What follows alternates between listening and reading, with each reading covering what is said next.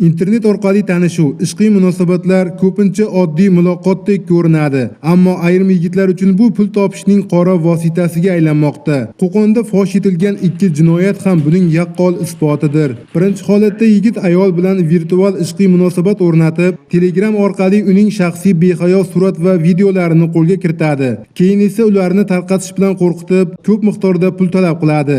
Shahardagi Paynet shoxobchasi orqali pul o'tkazilgan zahoti huquqni muhofaza qiluvchi organ xodimlari yigitni qo'lga oladi. Sud esa unga nisbatan qonuniy chora ko'rdi.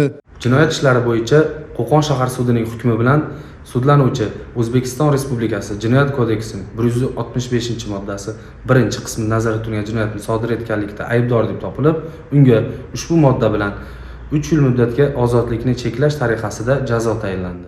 Boshqa bir yigit ham xuddi shu yo'lni tanladi. Telegramda tanishgan ayolning shaxsiy fotosuratlarini shantajga aylantirib, undan 200 AQSh dollari talab qiladi. Ammo talab qilgan pulni qo'lga kiritishi bilan ichki ishlar xodimlari uni qo'lga oladi. Sud yigitning qilmishiga yarasha hukm chiqardi. O'zbekiston Respublikasi Jinoyat kodeksining 165-moddasi 1-qismiga asosan ish haqining 20% ni davlat daromadiga undirish sharti bilan 3 yilga axloq tuzatish ishlari jazosi tayinlandi.